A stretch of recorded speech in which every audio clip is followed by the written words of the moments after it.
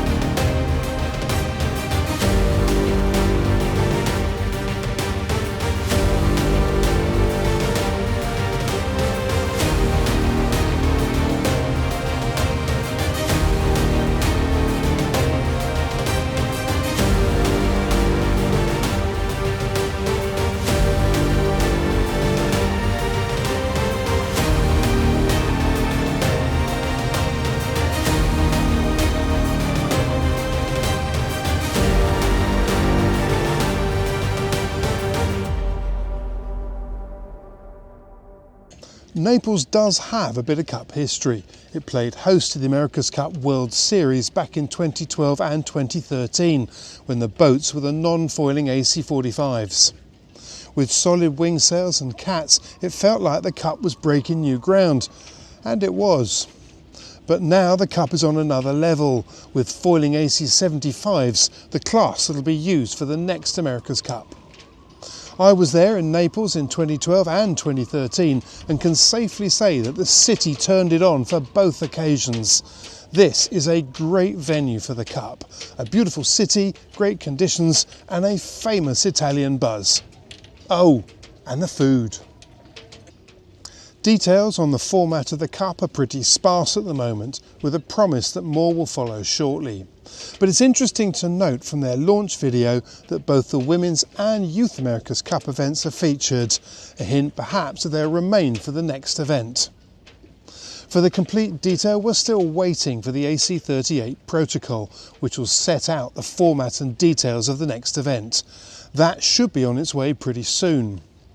What we do know is that the racing will take place in the Bay of Naples. Team bases will be around the corner in the Bagnoli district, a former industrial area which is currently under redevelopment. The news of Naples will no doubt come as a relief to those who are concerned at the prospect of the Cup in the Middle East, and it'll be a disappointment for those who had hoped for Athens. But the move to Naples is also a bold one for the defenders, who will be heading into the heart of challenger territory. And not just any challenger, the Italians, who the Kiwis have had to face more than any other team, and who they've had a fiery relationship with over the years. Add to this the fact that the performance gap has been closing with each iteration of the AC-75s, and the next America's Cup is already looking pretty interesting. So in the meantime, and as we wait for further details, here's a quick recap of the 37th America's Cup cycle.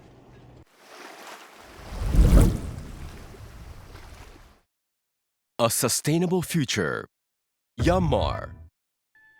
After 12 months of development, building and training, the first official event took place in Villanova in Spain in September 2023, in the first of 3 preliminary events. And this was already a Cup event with a difference. Raced in identical 40-foot foiling monohulls, this was a first for the Cup. And while each of the 6 teams had been watched closely during training, little was known about how each would fare come the racing. And with uncharacteristic weather that seemed anything but predictable, it was anybody's guess what would happen. After 3 days of racing, it was the New York Yacht Club American Magic team that came out on top. Winning 2 of the 5 races, the Americans beat Emirates Team New Zealand by 1 point to take overall victory. Well, there we have it. American Magic win the first preliminary regatta of the 37th America's Cup. It's a significant result. They went into this race as the favourites, with everybody knowing that up until now, Team New Zealand have been pretty dominant.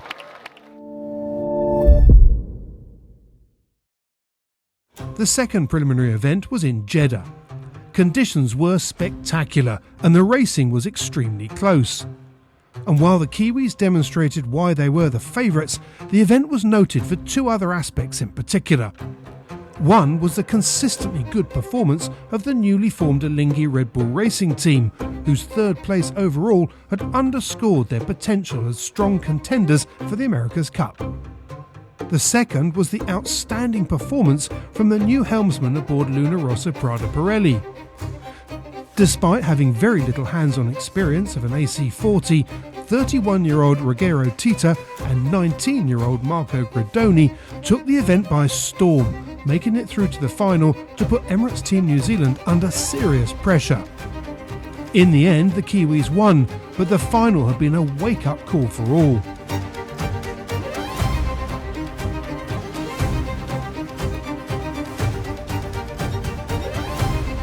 Next stop, Barcelona for the third preliminary event, but this time the racing was in the team's new AC75 yachts.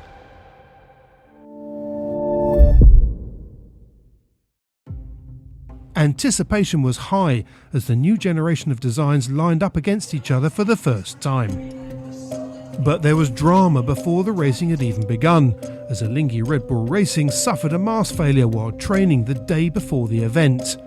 This was the second time that the team had been dismasted.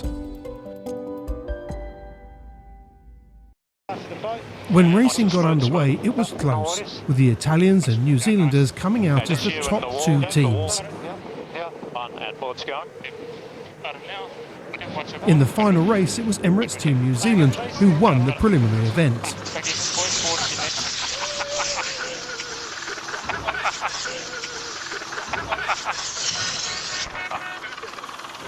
While this round didn't count for any points along the road to the America's Cup, the results spoke volumes for those looking to build a form guide. The New York Yacht Club American Magic were third, Ineos Britannia fourth, with Alinghi Red Bull fifth and Orient Express Racing Team sixth.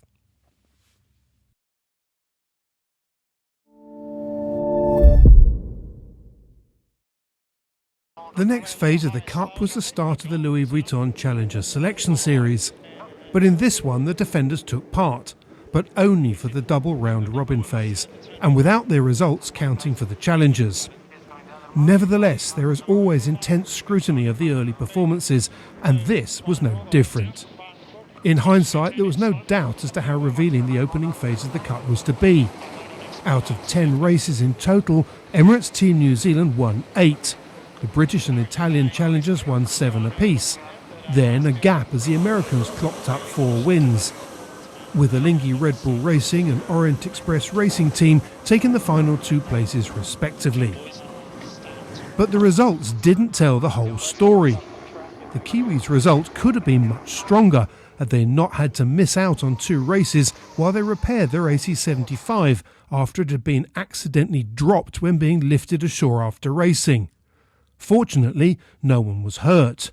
Miraculously, the boat suffered little damage in what could have been a campaign-ending crash. Instead, the incident put 2 losses on the board that might not otherwise have happened.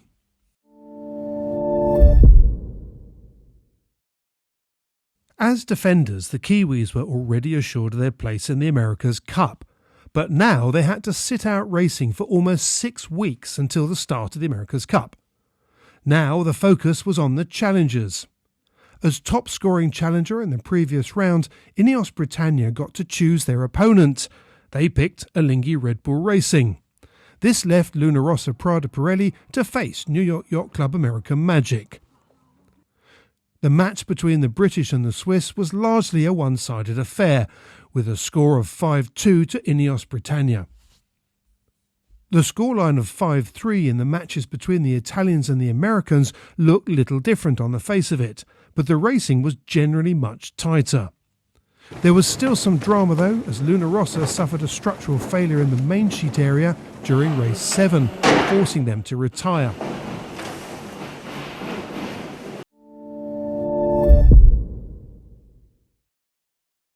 With the British and Italians having won their rounds, the next stop was the Louis Vuitton Challenger final. As Ineos Britannia and Luna Rossa Prada Pirelli prepared to do battle, the prospects as to who would come out on top were less certain. The opening 2 races delivered no hints, as each took a victory. And while the British took the 3rd win, the Italians took the 4th. After that, each team won alternately until race 10, when the British got the upper hand and the momentum. From there, one more win saw them through to the America's Cup.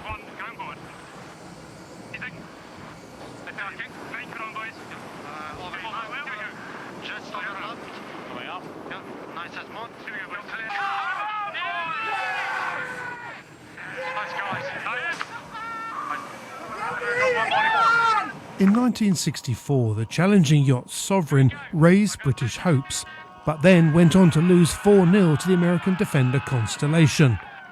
This time around, British supporters were daring to hope.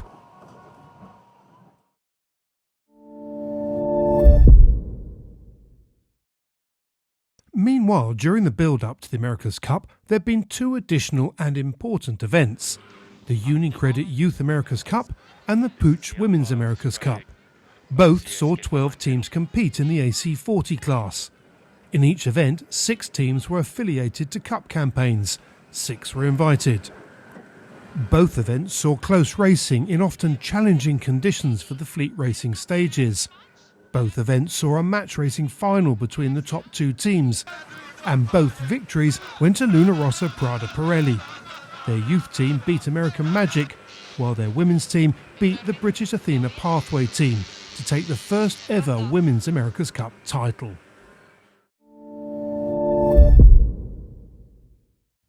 Back in the America's Cup, as Emirates Team New Zealand headed out onto the course for the first race, they knew that their opponents were match fit.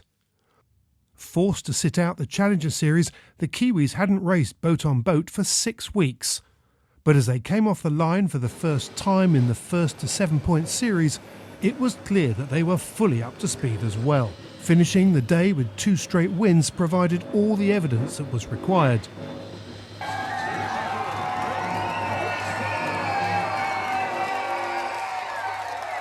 On the second day of racing, the Kiwis took another win, followed by one more on day 3. The Kiwis were on a roll.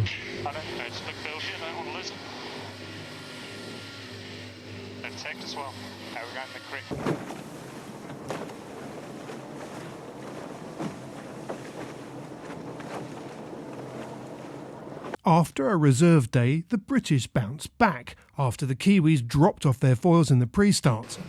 By the time they were up and running, the British were well ahead and kept their lead to take their first win. That is your right turn. Copy. The second race of the day saw another point for Ineos Britannia, but with a 7-second winning margin, this one had been close.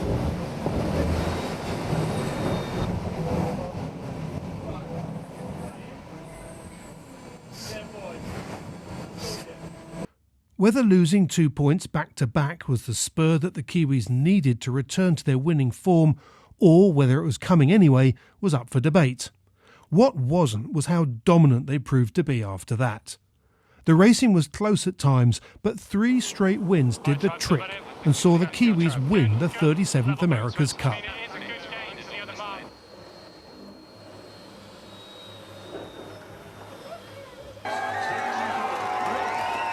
Any America's Cup win is an impressive achievement, but this one was special. This was the 3rd time in a row that the Kiwis had won the Cup, a major achievement in itself, and the first time that the same team had won the America's Cup 3 times in a row.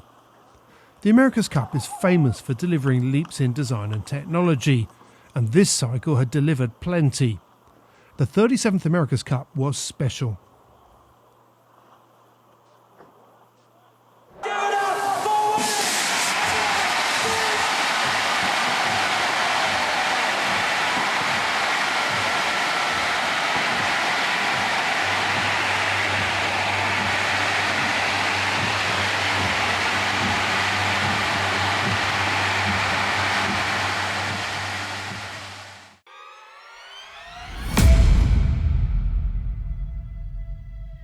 A sustainable future. Yanmar.